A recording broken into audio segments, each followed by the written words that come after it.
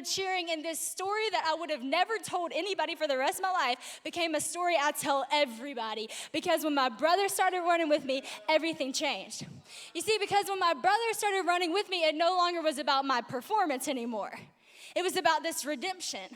And so I think that's what happens in this concept when God starts running with you. Nobody's talking about the first 7 laps. Everybody starts talking about the 8th when the miraculous happens. That's what happens when God starts running with you. And so Moses, kind of like me when my track coach said Sadie, and I'm like, who am I? And Moses is like, wait a second, who am I that I'm going to be able to do this? God simply reminded him not of who he was, but of who he was, and said, no, I am who I am.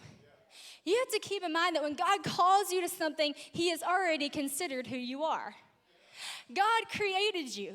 He knit you together in your mother's womb. He breathed life into you for such a time as this. And there is a part of you that's made in his image that he wants to get through to the world. So if he's called you, he knows that.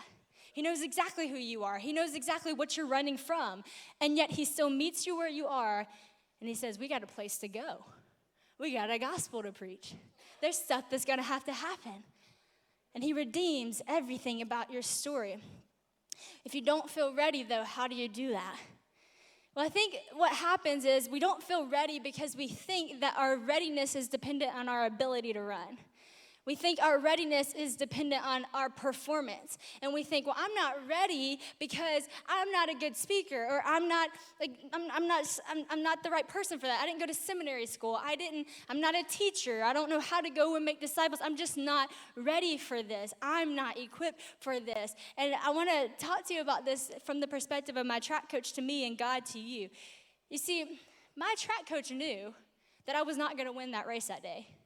He definitely knew that. He knew my ability to run. He knew what my performance was, and he knew that in 2 days' time, my performance wasn't going to be at the ability that I needed to do to win the race. But he did know that with the character that I would finish the race. And that is what God is calling you to do. See, God sees it from this kingdom perspective. And when God comes and calls you to do something, it's not for you to win, it's for you to fulfill a purpose. It's for you to finish the race that he's called you to. You see, we can look at Moses' life and we can say, well, of course you're calling Moses. Moses is the one person.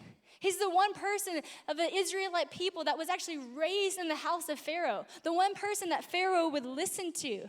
Of course you would call Moses, but all Moses can see is himself and his sin and his mistake. But God's looking at the kingdom. God's looking at the purpose. God's looking at what he raised him up to do and raised him up to be. When God's looking at you, he sees all the people that you represent, all the people that you're going to show him to, all the people that you're going to give him glory to. There's this verse, and it says, I humble myself to exalt your name.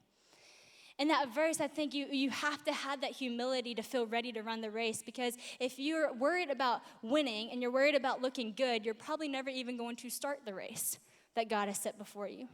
But if you can humble yourself enough to know that, oh my goodness, you know what? I might embarrass myself. I might not say everything right all the time. I might make a mistake. I might do something that everybody laughs at. I might be in the firestorm where everybody is roasting on Twitter. I don't know what it would look like, but maybe that's going to happen to me.